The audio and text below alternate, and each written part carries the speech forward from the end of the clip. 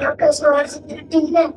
स्वास्थ्य यार, इतने लोगों में तुम ही तो जो पूछ लिए। बढ़िया है, डायलिसिस होता रहता है। आज डायलिसिस होगा। देखो आज कुछ सूजन आ गई होगी चेहरे पे। आ गई ना, क्योंकि 2 दिन हो गए, शनिवार रविवार। हफ्ते में 3 बार होता है।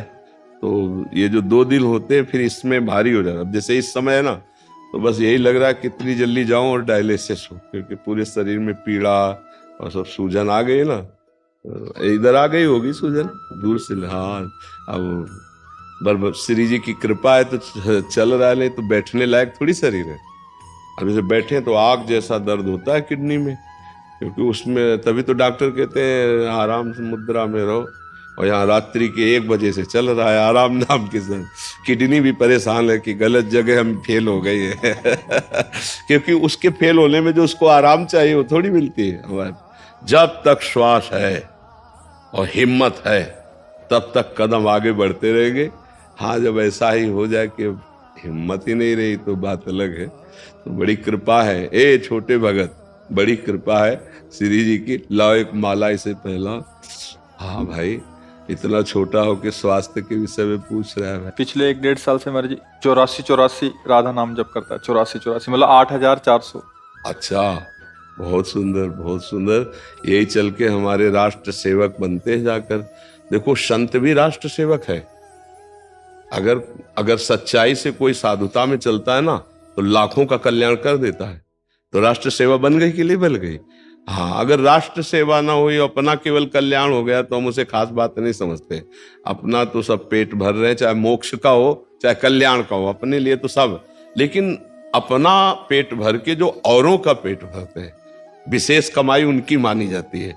ऐसे ही साधुता में है, अपना कल्याण करके और फिर जगत कल्याण करते हैं। तो धन्य है वो संत जन जिनके द्वारा जगत का मंगल होता है, जगत का कल। तो जैसे बच्चा है, अब हम लोगों में साधुता कैसे आई? बचपन से संत जन आते थे, तो माता पिता इनके चरण धो, चरणामृत पियो।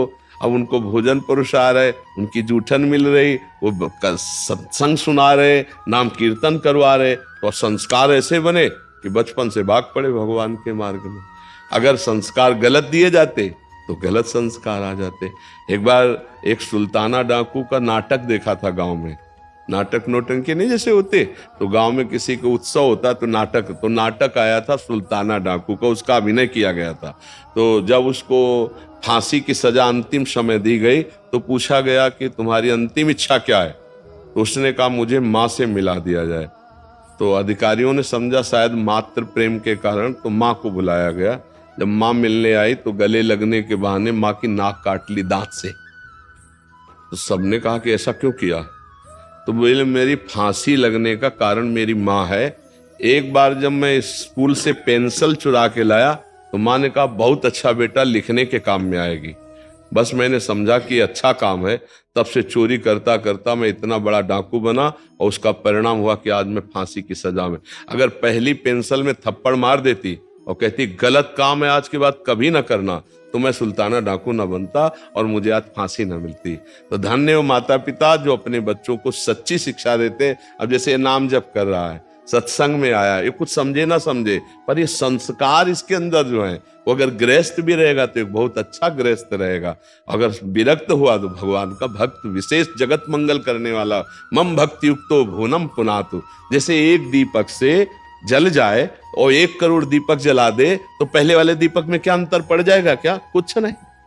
ऐसे ये जो भगवत प्राप्त भक्त है, लाखों को भगवत प्राप्ति करा दे, तो उसमें कोई फर्क थोड़ी पड़ जाता, कोई कमी थोड़ी हो जाती। पर पहले अपना दीपक जलना चाहिए, बुझे से दीपक थोड़ी जलता है। तो पहले स्वयं सिद्ध भगवत प्राप्ति, स्वयं भगवदानंद की, तब उसकी वाणी से लाखों को भगवदानंद की प्राप्ति हो जाती है। और ये भजन से होता है, ये निष्कामता से होता है, ये बुरे आचरणों के त्याग से होता है। भेष चाहे जैसा हो, आचरण बुरे हैं तो कुछ लाभ नहीं। और भेष चाहे जैसा हो, आचरण अच्छे हैं, तो वो महात्मा है, वो संत है। भले वो पैंट शर्ट में हो सकता है, वो धोती कुर्ता में भी हो सकता है। ऐसे ही पापी किसी भी वेश में हो सकता है।